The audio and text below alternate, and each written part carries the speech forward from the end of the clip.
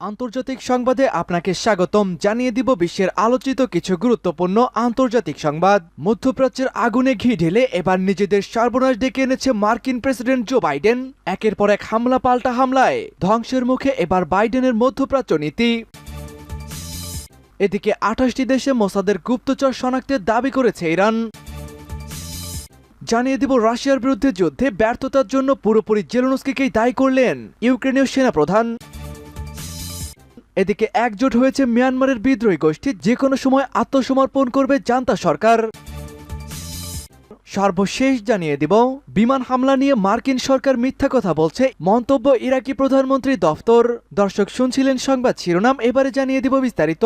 তার আগে আমাদের ভিডিওটিতে একটি লাইক দিন এবং চ্যানেলটি সাবস্ক্রাইব করে পরবর্তী আপডেট সংবাদ সবার আগে পেতে আমাদের সাথেই জুড়ে থাকুন। মধ্যপ্রাচ্যের আগুনে ঘি ঢেলে এবার নিজেদের সর্বনাশ ডেকে আনলেন জো বাইডেন। মধ্যপ্রাচ্যের পরিস্থিতি দিন দিন উত্তাল হয়ে উঠছে। ফিলিস্তিনের গাজায় গত ৭ অক্টোবর থেকে চলছে ইসরায়েলি হামলা। ইসরায়েলি হামলার প্রতিবাদ এবং ফিলিস্তিনিদের সঙ্গে সংহতি প্রকাশে লোহিত সাগরের বাণিজ্যিক জাহাজগুলোতে হামলা চালিয়েছে ইয়েমেনের হুতি গোষ্ঠী। এর প্রতিবাদে হুতিদের লক্ষ্য করে পাল্টা হামলা চালিয়েছে যুক্তরাষ্ট্র ও যুক্তরাজ্য। গাজায় যুদ্ধ শুরুর পর থেকে মধ্যপ্রাচ্যের মার্কিন ঘাঁটিগুলোতে হামলা বেড়ে যাচ্ছে। গোলাবারুদের আগুনে পুড়তে থাকা অঞ্চলটিতে এবার নতুন করে ঘি ঢালল যুক্তরাষ্ট্র। শুক্রবার রাতভর ইরাক ও সিরিয়ার বিভিন্ন লক্ষ্যবস্তুতে হামলা চালিয়েছে দেশটি। যুক্তরাষ্ট্র জানিয়েছে এই দুই দেশের ৭টি স্থানে মোট ৮৫টি লক্ষ্যবস্তুতে হামলা চালানো হয়েছে। যুক্তরাষ্ট্রের এই হামলায় উল্লেখযোগ্য ক্ষয়ক্ষতি সহ অনেক বেসামরিক ও সামরিক কর্মী নিহত হয়েছেন বলে সিরিয়ার সামরিক বাহিনী জানিয়েছে। খবর এএফপি ও সিএনএন। গত ২৮ জানুয়ারি জর্ডানে এক মার্কিন সামরিক ঘাঁটিতে হামলার পর যুক্তরাষ্ট্রের ৩ সেনা নিহত হয়েছেন। যুক্তরাষ্ট্র ওই হামলার জন্য ইরান সমর্থিত ইসলামিক রেজিস্ট্যান্স ইন ইরাক নামের একটি সশস্ত্র গোষ্ঠীকে দায়ী করেছিল। এমনকি এদিনে হামলার দায়ও স্বীকার করেছে সংগঠনটি। জর্ডানে হামলার প্রতিবাদে গত বৃহস্পতিবার ইরাক ও সিরিয়ায় ইরানের বিভিন্ন স্থাপনাকে লক্ষ্য করে হামলার অনুমোদন দেয় ওয়াশিংটন। এই হুঁশিয়ারির পরদিনই দুই দেশে আক্রমণ শুরু করেছে মার্কিন সেনারা।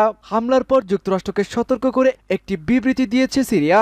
দেশটির পররাষ্ট্র মন্ত্রণালয় শনিবার এক বিবৃতিতে জানায়, ইরাক ও সিরিয়ায় যুক্তরাষ্ট্রের এই হামলা বিপজ্জনক উপায়ে মধ্যপ্রাচ্য সংঘাতে ইন্ধন যোগায়। হামলার নিন্দা জানিয়ে পররাষ্ট্র মন্ত্রণালয় আরও জানায়, এই হামলার ন্যায্যতা দেওয়ার জন্য যুক্তরাষ্ট্র প্রশাসনের পরিচালিত সব অজুহাত এবং মিথ্যাকে স্পষ্টভাবে প্রত্যাখ্যান করে সিরিয়া। ২৮টি দেশে মোসাদের গুপ্তচর শনাক্তের দাবি করেছে ইরান। বিশ্বের ২৮টি দেশে ইসরায়েলের গুপ্তচর সংস্থা মোসাদের হাজার হাজার এজেন্ট শনাক্তের দাবি করেছে ইরান। ইরানের এই গোয়েন্দা অভিযানের মাধ্যমে অন্তত গোপন এবং গুরুত্বপূর্ণ সামরিক স্থাপনার তথ্য যেমন হাতে এসেছে, তেমনি হাতে এসেছে অস্ত্র তৈরির কারখানা ও দখলদার ইসরায়েলের কৌশলগত বেসামরিক শিল্প কারখানা তথ্য।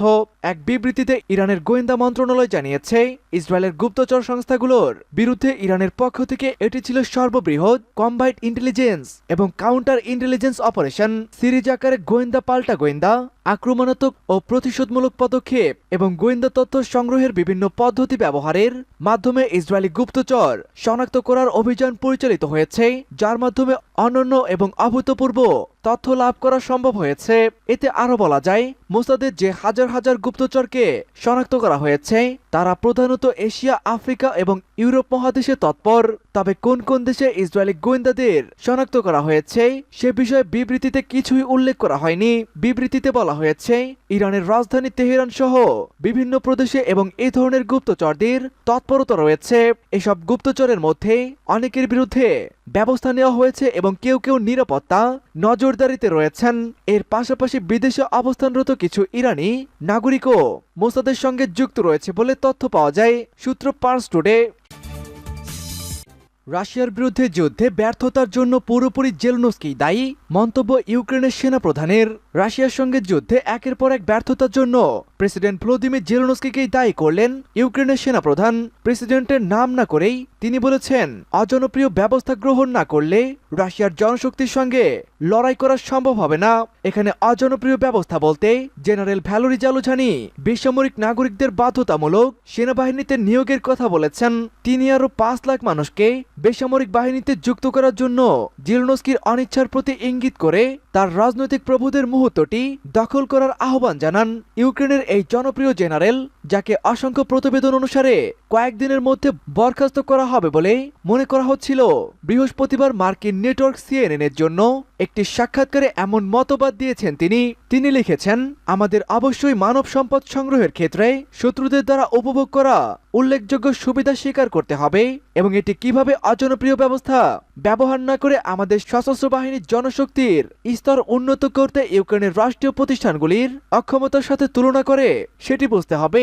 জেনারেল জালুঝানি দীর্ঘদিন ধরেই যুক্তি দিয়েছিলেন যে কিয়েভকে সফলভাবে রাশিয়ার অপ্রতিরোধ উচ্চতর সৈন্য সংখ্যা মোকাবেলা করতে হলে প্রায় 5 লাখ লোককে ডাকতে হবে।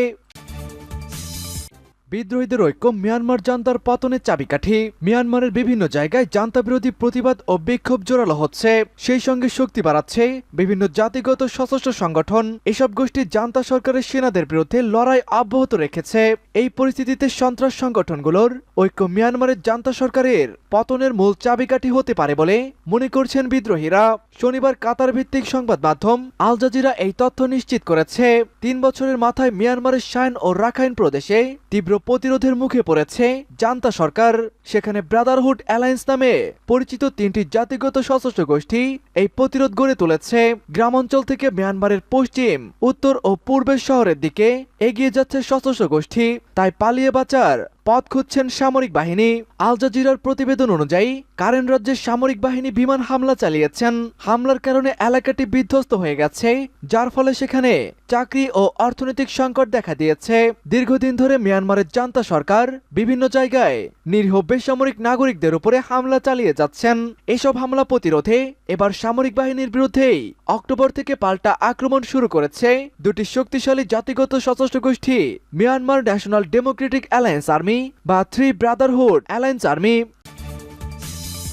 মার্কিন আগ্রাসনে 16 জন নিহত। বিমান হামলা নিয়ে মার্কিন সরকার মিথ্যা কথা বলেছে মন্তব্য ইরাকি প্রধানমন্ত্রীর দফতর।